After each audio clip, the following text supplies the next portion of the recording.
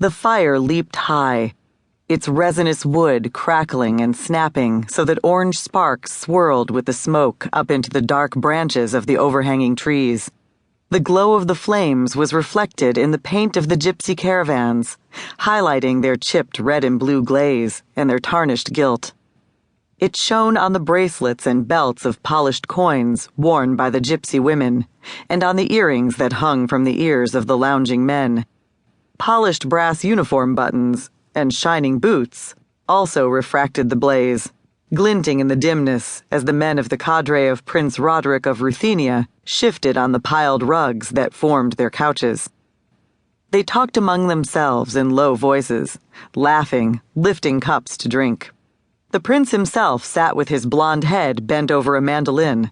His strong, nimble fingers drew from it a wild rhapsody, a heart-quickening song that seemed to throb with gaiety and reckless passion in the cool night air.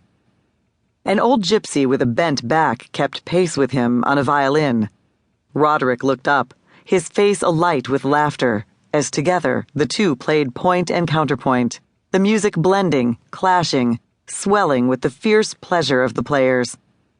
The fire's glow gleamed on the high cheekbones of the prince and shone bright in the vivid blue of his eyes, while leaving the triangular hollows of his jaw in shadow. It caught the straight line of his nose and the square jut of his chin. It turned his hair to molten gold and made a pale blur of his open-necked shirt and white uniform trousers.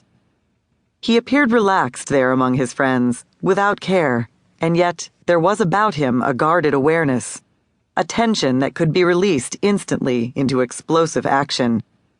Virile, broad of shoulder, he seemed like some hero of the ancient legends, sure of his power, without peer, frighteningly invincible.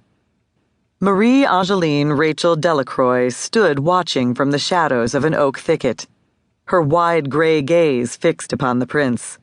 Her head ached, and there was a burning wetness at her temple where a deep graze spread blood into the dark waves of her hair. She could hardly lift her right arm for the stiffness of her shoulder. Her cloak was stained with mud. Her gown of white silk was torn loose at the waist, and she thought that only the thickness of her petticoats with their horsehair padding had saved her from a broken knee. None of these things was surprising, considering that she had been pushed from a moving carriage not more than a half hour before.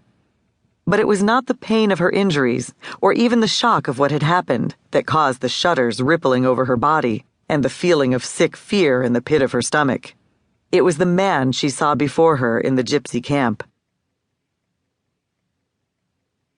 To keep listening to this audiobook, I've left you a link in the description so you can do it, at no cost thanks to Audible's 30-day free trial.